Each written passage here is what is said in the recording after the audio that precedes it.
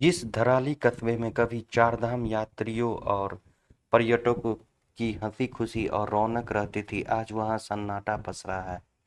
यहाँ चहल पहल, रोशनी और यात्रियों के कदमों की आहट की जगह अब सिर्फ भागीरथी और खीर गंगा के उफान का शोर सुनाई देता है। एक ऐसा शोर जो अंधेरे में और भी डरावना हो जाता है। 5 अगस्त के सैलाब के बाद धराली की हर रात खौफ और खामोशी में डूबी है। रविवार की शाम हमारी टीम धराली पहुंची। सैलाब से बाल बाल बचे राजेश पवार के होटल को ठौर बनाया। अंधेरा घिरने के कारण खोज एवं बचाव दल और मजदूर अपने अपने डेरों की ओर लौट गए। मलबे में तब्दील धराली में शाम 7 बजे ही सन्नाटा छा गया। 8 बजे तक सामूहिक रसोइयों में भोजन का काम निपट चुका था।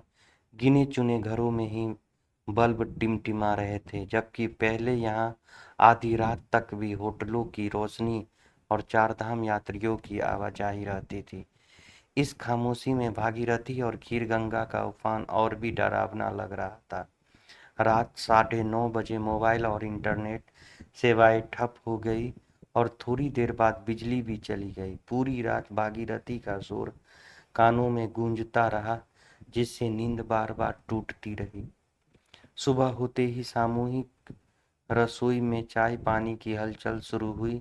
बाहर झांकने पर देखा तो मलबे के ऊपर कोहरे की चादर पसरी है और सिर्फ भागीरथी की गरजती ध्वनि सुनाई दी।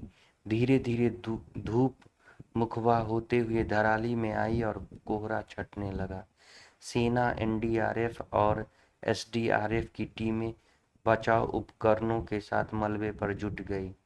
कुछ ही देर में बुलडोजरों की गूंज ने रात के सन्नाटे को तोड़ दिया। सामूहिक रसोई राहत शिविरों के पास गतिविधियां बढ़ी और स्वस्थ कैंप में डॉक्टर मरीजों के इंतजार में दिखे। सोमेश्वर देवता मंदिर परिसर में घर, होटल और सेब के बाग खो चुकी महिलाओं की सिसकियां और सूनी आंखें त्रासदी का बयान कर रही थी, लेकिन भागीरथी के शोर में उनकी सिसकियां भी कहीं दब रही थी।